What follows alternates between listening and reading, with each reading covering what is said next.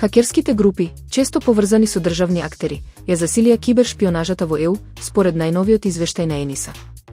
Во периодот од јули 2024 до јуни 2025 година се евидентирани речиси 5000 инциденти, од кои 38% биле насочени кон јавната администрација.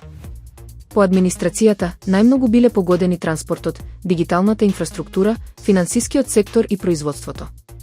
Најчеста закана останува рансамвер, додека DOS нападите сочинуваат 77% од сите инциденти. ЕНИСА предупредува дека меѓусебната поврзаност на услугите во ЕУ значи дека кибернападите може да предизвикаат домино ефект низ синџирите на снабдување. Неколку земји го обвинија Кина и Русија за координирани напади, вклучувајќи ја кампањата Salton Typhoon. По повеќе од една година од најавата, OpenAI ја представи големата надградба на својот модел за видео, Sora 2. Новата верзија овозможува создавање реалистични и физички прецизни видеа со подобрен аудио диалог и звучни ефекти, како и контрола врз повеќесценски видеа и стилови како филмски, реалистичен и аниме.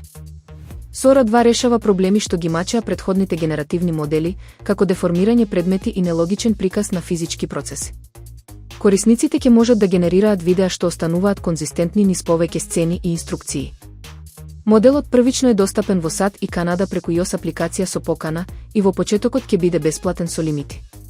ChatGPT Pro претплатниците добиваат пристап до Sora 2 Pro, а наскоро се очекува и API верзија за поширока употреба.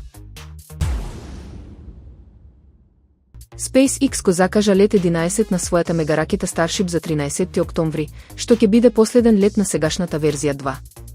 Лансирањето ќе се изврши од Starbase во Тексас, а преносот ќе започне 30 минути претходно. Starship е најмоќната ракета досега, составена од два повратно употребливи делови, бустерот Super Heavy и горниот степен Ship, во лет 11, истите како во лет 10, се планирани слетувања во Мексиканскиот и Индискиот океан, како и распоредување на 8 сателити Starlink. Овој лет ќе тестира нова конфигурација со 5 мотори за слетување и намерно отстранети топлински плочки за анализа на ранливости. Бустерот ќе се користи по втор пат, откако веќе беше лансиран на лет 8, и повторно ќе се врати со фатениот след од лансирната кула.